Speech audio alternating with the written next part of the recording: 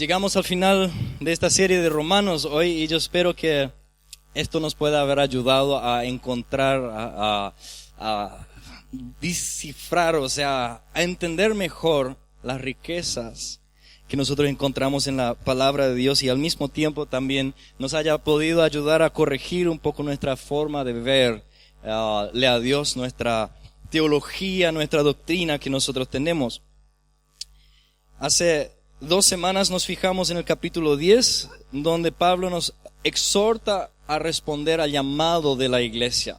Vimos un poco que el llamado de la iglesia es el de hacer discípulos, el de llevar su palabra, el de llevar la palabra de Dios hasta los fines, hasta el fin del mundo, hasta los fines de Loma Plata también, ¿verdad? Nuestro llamado es aquí, a llevar la palabra de Dios hacia los afueras. Y hoy vamos a terminar esta serie. Lastimosamente tenemos que resumir ahora los siguientes capítulos porque ya para enero tenemos otro enfoque, queremos entrar en otro mensaje, entonces me veo obligado a comprimir unos 4 mensajes en uno hoy. Así que tienen tiempo, ¿verdad? 4 horas. Podemos intentar en 3, ¿no? ¿No? Tranquilo, ok. Bueno, vamos a hacer lo mejor que podemos de hacer eso breve. Va a ser breve, no se preocupen. Nunca lo hacemos tan largo aquí. ¿Verdad? Para los que son nuevos, tal vez, ay, juepete, ¿en qué es lo que me metí ahora? No, no se preocupen, va a ser breve. Pero sí, va a haber mucha información. Siempre no me gusta tanto hacer eso, pero hoy me vi obligado. Realmente voy a estar saltando muchas cosas en esos capítulos, porque lo que vamos a hacer es del capítulo 11, de Romanos 11 al 15, lo vamos a resumir en un mensaje. Y hay tanta riqueza en esos capítulos que se me veía muy difícil, pero bueno, vamos a rescatar los puntos principales que en mi opinión eran los principales. Y no vamos a pasar versículo por versículo porque ahí sí vamos a necesitar mínimo 4 horas. Pero lo que sí vamos a ver así algunas partes, algunas fracciones y vamos a dar un resumen de esos capítulos. En el capítulo 10, Pablo explica este fenómeno que Dios hizo al injertarnos en la viña que es Cristo. Que Jesús explica que Jesús es la viña, que Él es la planta, Él es esta rama, o sea, la viña en sí, y que el pueblo de Israel, o sea, que nosotros somos injertados, así como el pueblo de Israel, ellos son las hojas originales de esa planta, pero ¿qué ha pasado? Muchos de ellos no creyeron y fueron sacados de esa viña y nosotros como cristianos fuimos injertados. Él explica que nosotros no tenemos nada de lo cual jactarnos, que toda nuestra vida es pura misericordia de Dios. Tú y yo no tenemos nada de lo cual jactarnos. No, pero yo sé hacer esto, no importa. El hecho de que tú sepas hacer algo es por la misericordia de Dios. Tú no puedes hacer nada si Dios no te lo ha dado para hacer. Tú no tienes ninguna capacidad si no es Dios quien te lo ha dado. Tú no tienes ninguna salvación en Cristo si no es por la misericordia de Dios. Tú no fuiste injertado en la rama, tú no fuiste injertado en la viña que es Cristo por medio de tus obras, sino por pura misericordia de Dios. Él nos exhorta que permanezcamos en Cristo mediante la fe, porque si no permanecemos, seremos cortados. Jesús nos explica en Juan capítulo 15 de que solamente si nosotros permanecemos en Él, podemos dar mucho fruto. Solamente si estamos en Él y Él en nosotros, podemos realmente tener vida. Sin eso es imposible. No es suficiente ir los fines de semana a la iglesia. No es suficiente haber sido bautizado. No es suficiente profesar ser cristiano. Tenemos que permanecer en Cristo. Tenemos que estar adentro de Él. Y Él tiene que estar adentro de nosotros. Tiene que haber una relación, tiene que haber una interacción con Él. Y luego Él concluye en el capítulo 11. perdón, eso es en el capítulo 11, yo dije capítulo 10, capítulo 11, lo que estoy hablando acá. En el capítulo 11, del verso 33 al 36, él concluye y dice, qué profundas, pero qué profundas son las riquezas de la sabiduría y del conocimiento de Dios. Qué indescriptible sus juicios e impenetrables sus caminos. ¿Quién ha conocido la mente? ¿O quién ha sido su consejero?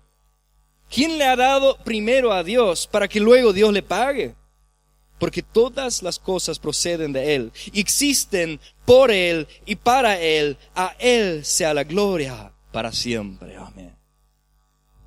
Si nos damos cuenta de que yo no soy nada y no tengo nada que dar, sino solamente lo que Dios me haya dado por la misericordia de Dios. Porque la verdad es esa, como vimos hace algunas semanas atrás, de que yo no soy nadie sin Cristo. Yo no tengo ninguna salvación afuera de Cristo y ninguna de mis obras me puede salvar. Todos merecemos el infierno. Tú y yo merecemos el infierno. No, pero yo soy buenito. Eres pecador. Y todo pecador merece la muerte del infierno. Y cuando nos damos cuenta de que eso es nuestra realidad y eso es el justo juicio de Dios sobre nuestras vidas, de que nosotros nos fuéramos al infierno, de que no es justicia, escúcheme bien, eso mencionamos hace algunas semanas atrás, que no sería justo de parte de Dios sencillamente perdonarnos nuestros pecados. Por eso Jesús tenía que morir. Él es nuestra justicia. Nosotros no tenemos ninguna justicia de nuestra parte.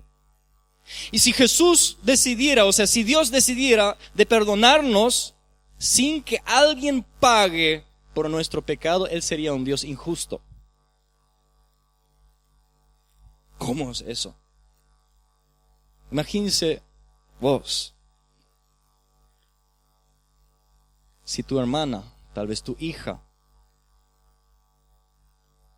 o alguien en tu familia es violado, es maltratado y después al final asesinado. Y la policía le agarra al hechor, le trae al tribunal, tiene que irse delante de la corte, tiene que irse delante del juez. Y vos estás ahí, mirás el caso, escuchás el caso, presentan todo, el tipo es totalmente culpable, pero el juez decide que quiere ser bondadoso, quiere ser bueno con este ladrón, con este criminal. Decide ser bueno con este criminal y dice, ¿sabes qué? Yo te perdono todo. Y vos, como papá de la hija, estás ahí. Te vas a arrancar el pelo y decir, ¿qué? ¿Qué clase de juez es eso? ¿Qué clase de justicia es esa? ¿Cómo puede ser? Es imposible. ¿Y cómo esperamos nosotros a que Dios haga eso con nosotros? ¿No lo tratamos a veces un poco así? De que tiene que decir perdón, o sea, tenemos que pedirle perdón nomás y ya nos tiene que perdonar, ¿verdad? Dios no perdona ningún pecado sin un sacrificio. Dios no puede perdonar ningún pecado sin que haya justicia hecha. Por eso Jesús es nuestra justicia, porque Él murió por nosotros, Él murió por tus pecados, Él pagó por tus pecados, Él ya pagó todo el paquete. Y cuando lo entendemos, ¡wow! Vemos cuán profundas las riquezas de la sabiduría y del conocimiento de Dios, qué indescriptibles sus juicios e impenetrables sus caminos. ¡Wow! Porque todas las cosas proceden de Él, existen por Él y para Él, y a Él sea la gloria para siempre. Si esa frase nos quedaría más grabado en el corazón, que todo existe para Él. Yo no vivo más para mí, sino que Cristo vive en mí. Y yo vivo para Él. Si yo vivo para mí mismo, no tengo a Cristo. Si Él permanece en mí, yo permanezco en Él, yo vivo para Él. Mi vida se trata de Él. Todo mi entorno es de Él. Todo lo que yo tengo es de Él. Yo ya no tengo más mi propio carro, yo ya no tengo más mi propia bicicleta. Es de Él. Todo lo pertenece a Él. somos ramas injertadas. Y luego en el capítulo 12, Pablo responde entonces a eso, lo que acaba de escribir en el versículo 1 al 2. Dice, por lo tanto, hermanos, como una respuesta a lo que Dios ha hecho por nosotros, como una respuesta a la misericordia de Dios hacia nosotros, dice, por lo tanto, hermanos, tomando en cuenta la misericordia de Dios, les ruego que cada uno de ustedes en adoración espiritual ofrezca su cuerpo como un sacrificio vivo, santo y agradable a Dios. Y luego procede en explicar qué es lo que se requiere para vivir una vida entregada, una vida sacrificada. En el verso 2 dice, no se amolden al mundo actual, sino sean transformados mediante la renovación de su mente. Así podrán comprobar cuál es la voluntad de Dios, buena, agradable y perfecta. ¿Por qué necesitamos reconocer cuál es la voluntad de Dios? Porque Él lo pone acá en conjunto, Él lo pone junto. Primero dice, nosotros hemos de ser un sacrificio vivo para Dios.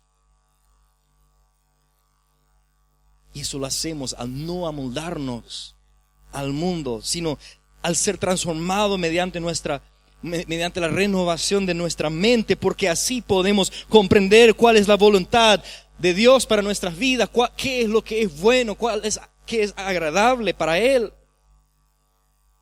Es porque cuando conocemos la voluntad de Dios, es cuando escuchamos la voz de Dios en nuestras vidas, podemos seguirle. Si yo no escucho la voz de Dios en mi vida, ¿cómo le voy a seguir? Cuéntenme. ¿Cómo le voy a seguir a alguien a quien no escucho? Debemos verle. Y para verle, nuestra mente debe ser renovada, debe ser transformado. Nosotros todos somos afectados y estamos siendo moldeados por este mundo. Cuando nacemos y crecemos en un molde. No sé si alguna vez hayan visto, tal vez en el internet por ahí, que en China ya se hace mucho eso y en otras partes del mundo también. Le ponen a la sandía una cajita cuadrada de vidrio o de un tipo plástico, no sé cómo lo llaman, plástico duro, ¿no? Y mientras que crece la sandía, crece en esta forma cuadrada y la sandía sale cuadrado, porque crece hasta los costados y después comienza a llenarlo todo y sale cuadradito la sandía. Y así también es nuestras vidas. Cuando nacemos, somos colocados en una cultura, en una sociedad, en un mundo que nos quiere moldear y que nos moldea. Pero tenemos que ser transformados, tenemos que ser renovados, tenemos que cambiar nuestra forma de pensar. Todos tenemos que luchar con eso. No, pero yo crecí en una casa cristiana. ¿Estás seguro? Y aún si es cierto, si creciste en una casa cristiana, esa casa de seguro ha sido infiltrado por cosas ya. Más todavía cuando no estamos conscientes de ellos. Entonces de generación en generación se va degradando y se va empeorando. Y tenemos que renovar nuestra mente con la palabra de Dios. Siempre tenemos que volver a la palabra de Dios. Y esto requiere tiempo en su palabra. Requiere tiempo de calidad en su palabra. Requiere tiempo en oración. Requiere tiempo en clamar a Él. Nuestra fe no debe ser basado en lo que otros dicen. Debe ser basado en la palabra de Dios. Y acá, amigo, esto es lo que la mayoría de nosotros queremos hacer. Queremos escuchar una buena prédica. Ustedes vinieron con la esperanza de que alguien iba a predicar hoy, iba a dar una prédica que les iba a sacudir un poco, que les iba a alegrar un poco, que les iba a dar un poco de cosquilla y así iban a irse felices otra vez a casa para toda una semana y iban a estar felices. No me mientan. Yo creo que es la realidad para muchos de nosotros, ¿no? Y quisiéramos que esto sea todo lo que necesito hacer para toda la semana. Porque lo tenemos tan grabado en la mente de que Para eso están los pastores, para eso están los evangelistas, para eso están los misioneros, para eso están los líderes de los estudios bíblicos, que ellos tienen que estudiar la Biblia y después nos tienen que enseñar a nosotros. ¿Saben lo que es nuestra tarea? Nuestra tarea es enseñarte a ti leer la Biblia. Es enseñarte a ti a penetrar, o sea, a buscar por ti mismo una fe basada en la palabra de Dios. Porque si nosotros te enseñamos a confiar en lo que nosotros decimos, entonces cualquier momento viene otro payaso y les enseña cualquier otra cosa y le van a creer también. Además, ¿cómo están seguros de que lo que yo estoy hablando es la realidad? Es la pura realidad.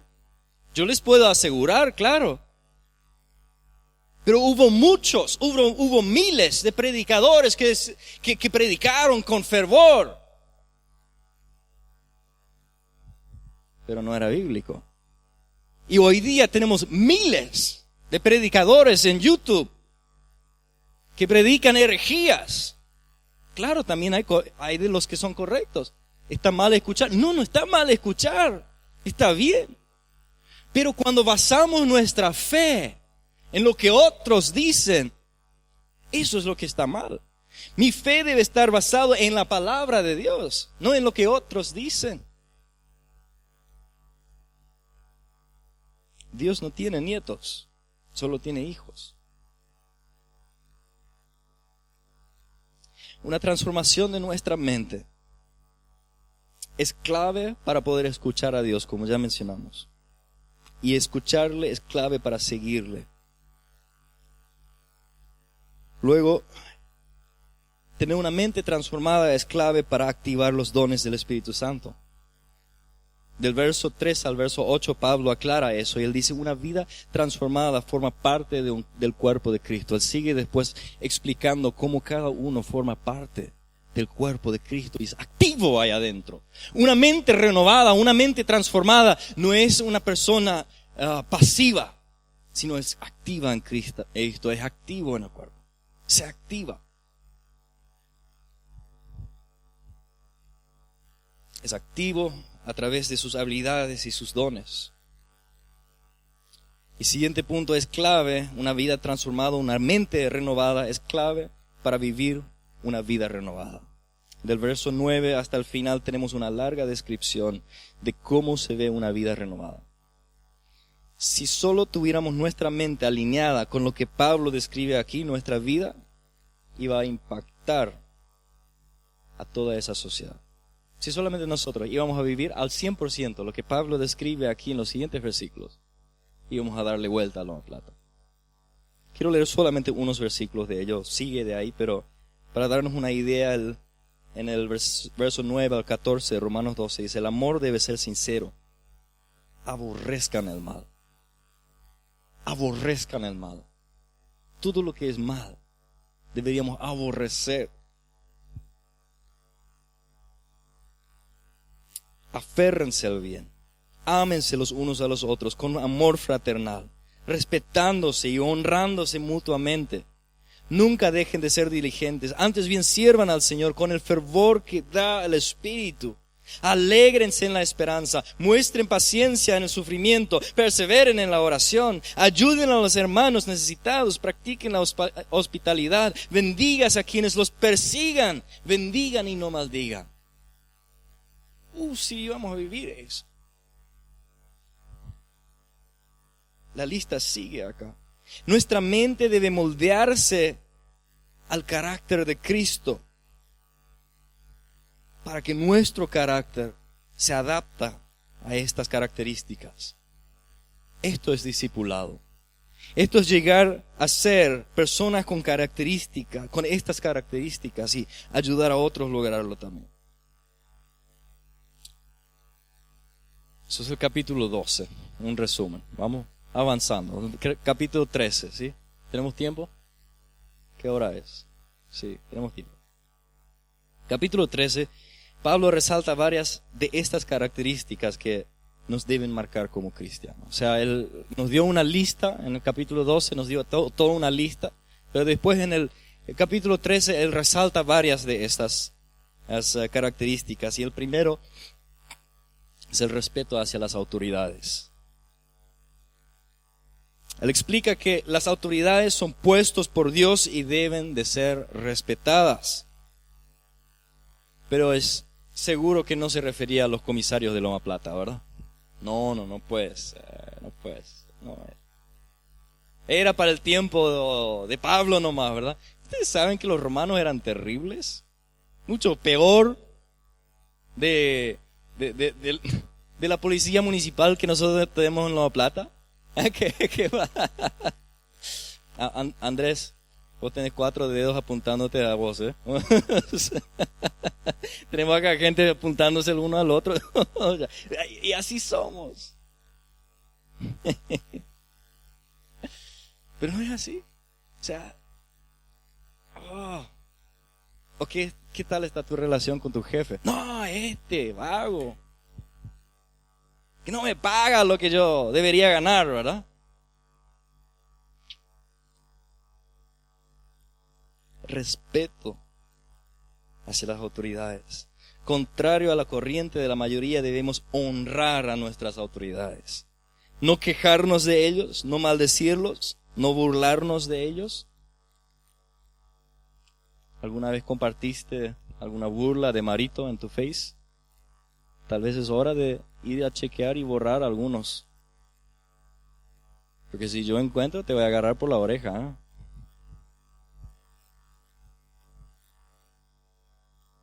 Honrarlos, bendecirlos, protegerlos, respetarlos.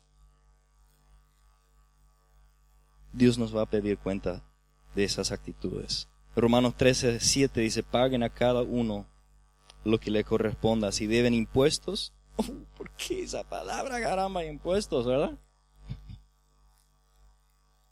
Paguen los impuestos. Si deben contribuciones, pero por lo menos si hubieran sacado la palabra contribuciones, ¿no? A nosotros acá en la cooperativa, los socios, le encanta esa palabra, ¿no? Contribuciones. Paguen las contribuciones. Al que deban respeto, muéstrenle respeto. Al que deben honor, ríndanle honor. Eso es un mandato de parte de Dios. Es algo que nosotros deberíamos, de nosotros jamás se debería escuchar que estamos tratando de evadir los impuestos. Deberíamos estar contentos de poder pagar, de poder ayudar. Porque sabemos que de alguna manera eso nos ayuda. No, pero ellos se lo roban todo. Eso no es tu problema.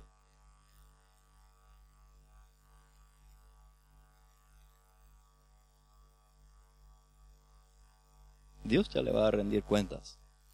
Y si vos vas a estar sobre tus rodillas, haciendo tu cosa, haciendo lo que vos debes hacer, Dios es capaz de remover a esas personas.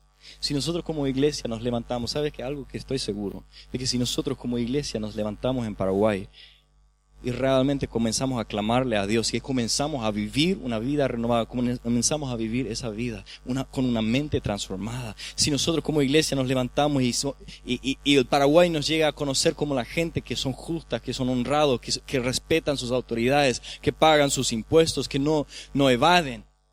¿Sabes qué? ¿Sabes a quiénes van a elegir como sus próximos líderes? De entre ellos. Si la iglesia se levanta, el Paraguay es protegido. Nuestro dedo jamás debe ir apuntando hacia los malos políticos. ¿Sabes qué? Si nosotros tenemos muchos malos políticos y corruptos políticos en Paraguay, ¿sabes cuál es la razón principal? Porque la iglesia no está haciendo su trabajo. La pura realidad.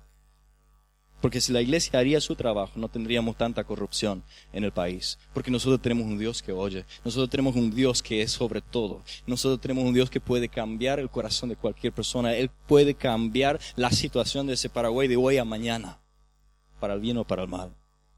Y si nosotros confiamos en este Dios, ¿o realmente confiamos?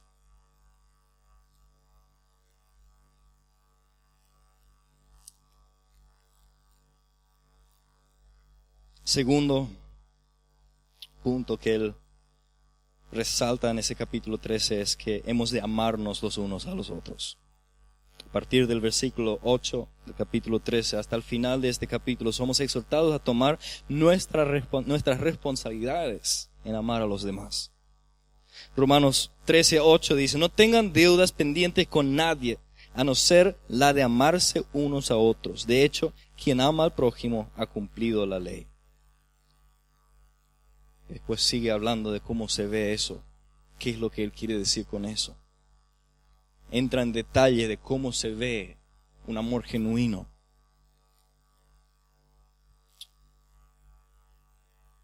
Explica la necesidad de ser honesto, de no ser ladrones, de no codiciar, de evitar las borracheras, de evitar la inmoralidad sexual. ¿Saben que uno de los peores monstruos, o sea, uno de los peores demonios que tenemos obrando en nuestro medio es el demonio de la inmoralidad sexual, que destruye la vida de miles y miles y millones de personas? Y acá Oscar me va a poder confirmar de que una de las razones principales por lo cual una persona que es adicto a algo, cualquier cosa que sea, si es adicto también a lo sexual, lo cual casi siempre va mano en mano, mientras que no puede soltar esto, va a ser muy difícil soltar el otro. La adicción sexual es una de las adicciones peores y más fuertes que existe. Es peor que la adicción a la cocaína. Es peor que la adicción al crack. Y tiene un efecto similar sobre nuestra mente. Y paraliza a las personas, paraliza a la iglesia, paraliza a cualquier persona que ya tiene ganas de salir y de hacer algo, pero no puede. Está atado. Eso se debe romper. Y en Cristo hay libertad. Pero para ello está la iglesia. ¿Y sabe qué hace la iglesia?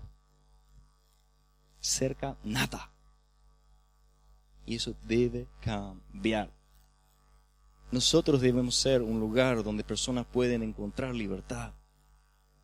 Pero debe comenzar con nosotros. Y yo sé y yo veo que está comenzando, pero eso tiene que salir también. Otros tienen que experimentar esa libertad.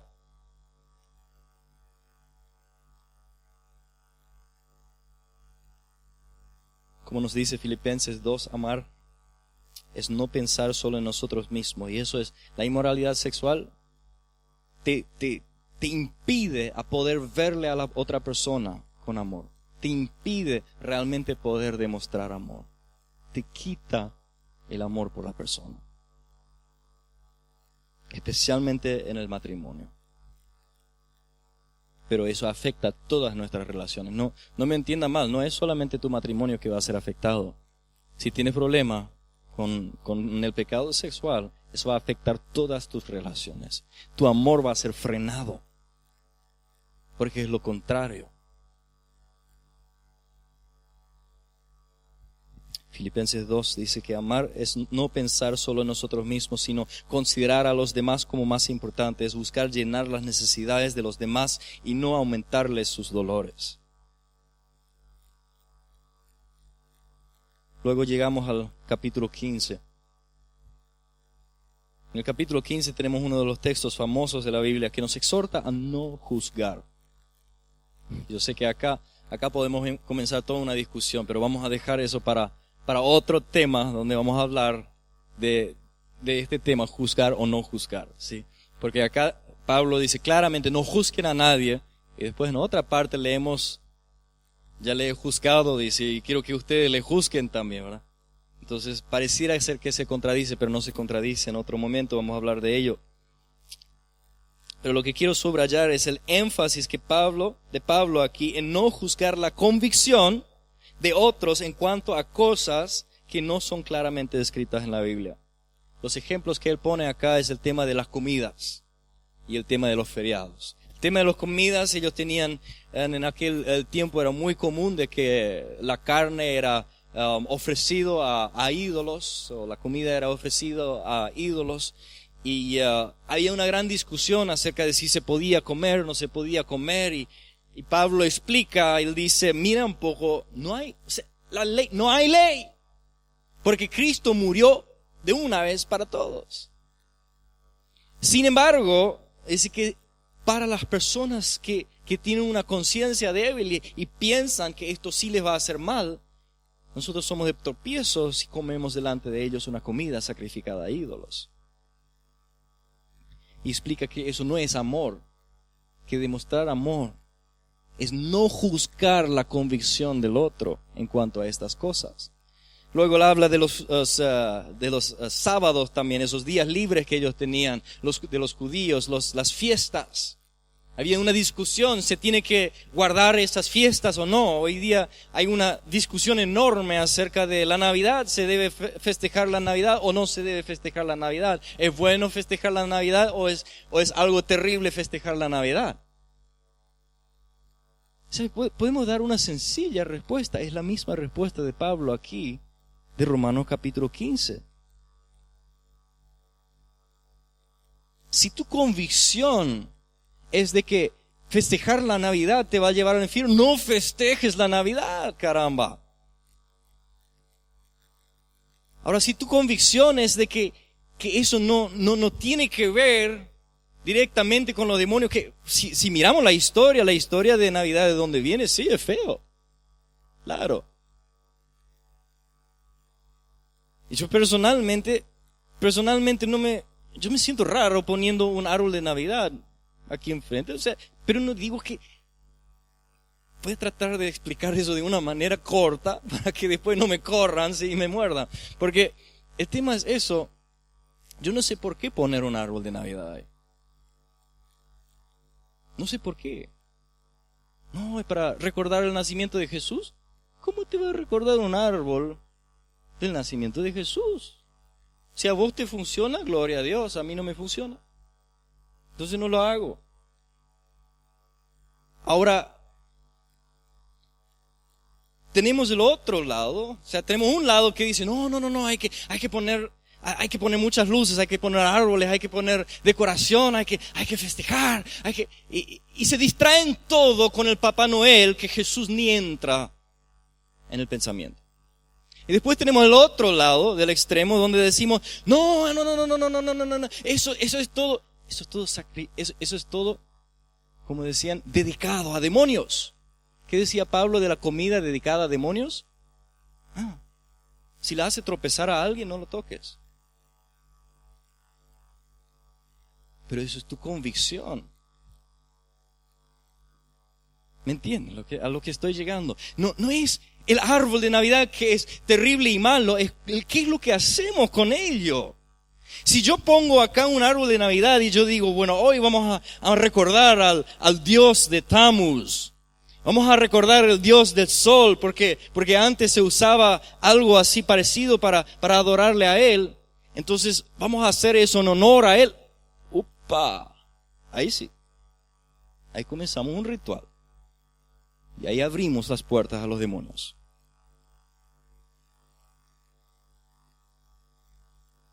Pero de juzgar, de apuntar nuestro dedo y decir, no, eso es del diablo. ¿Dónde en la Biblia dice eso? No, hay un versículo que dice que maldito el que va al bosque y se agarra un árbol y lo trae y hace de ello un ídolo y lo adora. Claro. Hasta ahora yo no he visto de nuestra gente que se ponen un arbolito de Navidad, que se ponen ahí delante del arbolito y lo adoran. El día que lo veo le voy a reprender con todo. ¿Sí? Porque ahí claro que está mal. Entonces, ¿a qué conclusión llegamos aquí?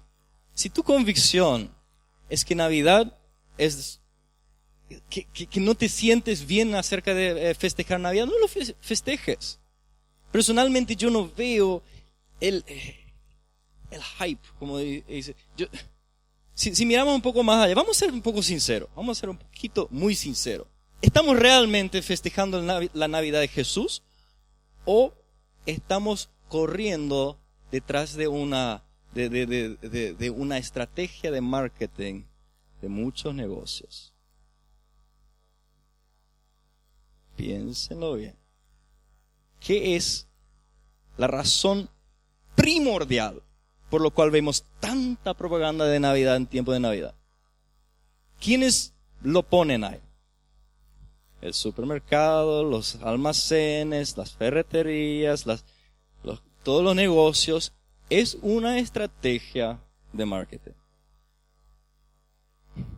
Totalmente. Y funciona. Funciona una maravilla. ¿Saben qué? Si nosotros íbamos a ponerle una etiquetita ahí de Papá Noel por nuestra lechuga, seguramente íbamos a vender más también en ese tiempo. Sí. Sí, porque el espíritu de Navidad, ¿verdad? Sí. Exacto. Tal vez deberíamos poner grandes propagandas acá también, ¿verdad? Que tal vez íbamos a traer un poco más de dinero así. No, pero eso es. En el mundo, la Navidad se festeja en todo el mundo. Paganos, incrédulos, creo, todo el mundo festeja Navidad. ¿Festejan el nacimiento de Jesús? No. Jamás realmente era eso. Ahora sí, respeto los lugares y las casas que realmente lo toman en serio y festejan la venida de Jesús. Yo creo que es importantísimo de recordarnos. Ahora, la Biblia en ninguna parte dice que hemos de festejar un cumpleaños. Sencillamente no lo dice. Los judíos no lo tenían, ni hasta hoy día lo tienen de moda festejar los cumpleaños, por lo menos no los religiosos. Ellos dicen que el cumpleaños no se festeja, la muerte es lo que se festeja, ¿verdad? Y en la Biblia vemos la misma cosa, la muerte de Jesús es lo que se festejaba. Ahora ahí sí. Pero, ¿podemos festejar la venida de Cristo? Claro. Claro que sí. ¿Por qué no? Pero, por favor, no vamos a festejarle a Papá Noel poniéndole la etiqueta del nacimiento de Jesús. Si vamos a festejarle a Jesús, vamos a festejarle a Jesús y vamos a dejar la etiqueta. Sí.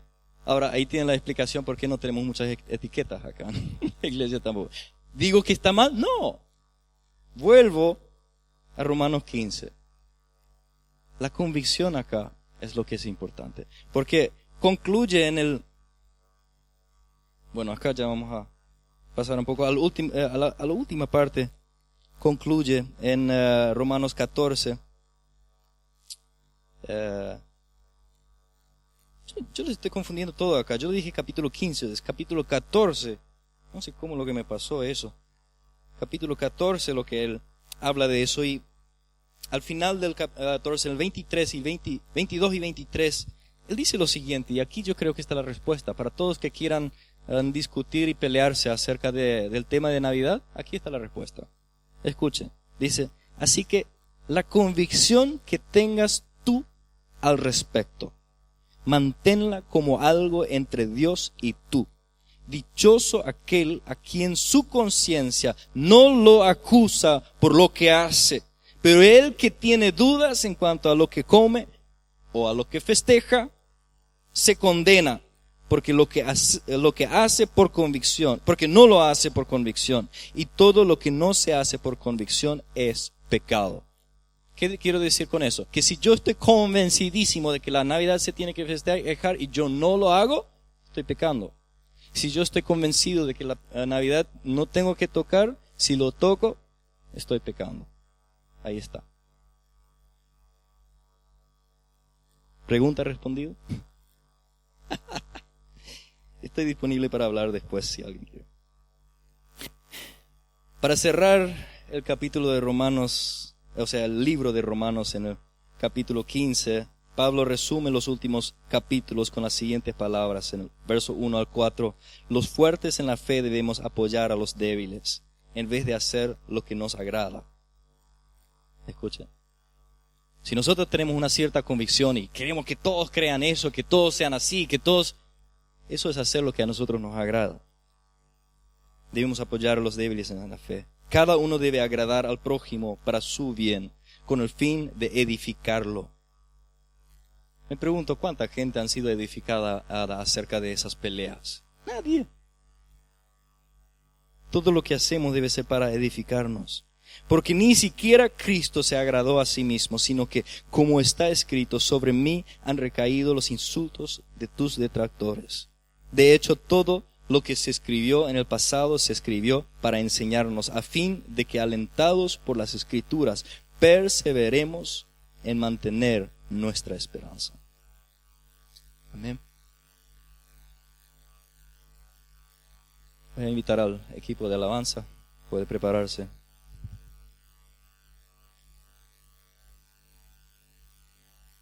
Dios no está interesado en condenarnos. Él nos dejó suficientes instrucciones de qué está bien y qué está mal. Siempre cuando vemos y leemos su palabra en el contexto, vamos a ver que siempre apunta hacia el amor. No a los rituales, a los quehaceres, sino al por qué hacer. Y claro, nuestras acciones deben alinearse con el carácter de Dios. El hecho de que yo me postre delante de algún metal o una pieza de barro y lo adoro, lo venero, una imagen que fue tallado y yo lo venero, yo lo veo como algo místico, algo espiritual, algo que me puede ayudar a mí, es idolatría. Si yo lo hago con un árbol, es idolatría. Si yo levanto un árbol porque yo creo que eso me va a dar alguna suerte, eso es idolatría. Si yo pongo algunas luces porque yo creo que eso me va a dar suerte, es idolatría. Y Dios odia la idolatría. Lo detesta. Porque es tomando lo que a Él le pertenece. Es poniendo nuestra confianza en algo diferente que a Él. Él decía, maldito el hombre que confía en el hombre. Que será como una zarza en el desierto que cuando se le vienen las oportunidades ni se va a dar cuenta. Jeremías 17. Pero bendito el hombre que confía en Jehová. Será como un árbol plantado junto a las aguas, que echa sus raíces profundamente en las aguas, en las corrientes de las aguas. Sus hojas jamás se van a marchitar. Y siempre va a dar su fruto a su tiempo. Esa clase de gente queremos ser, amén. Así que pongamos nuestra fe, nuestra confianza en Él. Yo les invito a ponerse de pie. Señor Jesús, te damos gracias por esta noche. Te damos gracias por tu palabra. Te damos gracias, Señor, por el libro de Romanos. Gracias, Señor, por todas las enseñanzas que hemos podido, Señor, descubrir de ahí, Señor. Y pedimos, Padre, que tú nos ayudes a ver, Señor, tu corazón, a conocer más tu corazón, como tú eres, como tú ves la vida, Señor, como tú nos ves a nosotros. Ayúdanos a ser así, Señor, como tú eres, Señor, de amar, de bendecir, de dar vida. Y pedimos perdón, Señor, por donde nosotros hemos sido juzgadores de otros, de los demás, donde nosotros hemos juzgado las convicciones de otras personas, Señor, donde nosotros hemos juzgado como mal a los demás y nos hemos elevado por encima de ellos, creyéndonos, Señor, más inteligentes, más creídos, más religiosos, más santos. Perdónanos, Señor. Ayúdanos a tomar una postura de humildad real, no una humildad fingida, una humildad real, Señor, que te reconoce a ti como el único conocedor de todo. Donde nosotros entregamos el juicio en tus manos. Señor, lava nuestras manos, lava nuestra mente. Señor, danos una nueva mente, danos una nueva forma de pensar, para que tu palabra, Señor, pueda fluir a través de nuestras vidas, para que tu presencia pueda manifestarse en nuestro medio. En tu nombre, Jesús.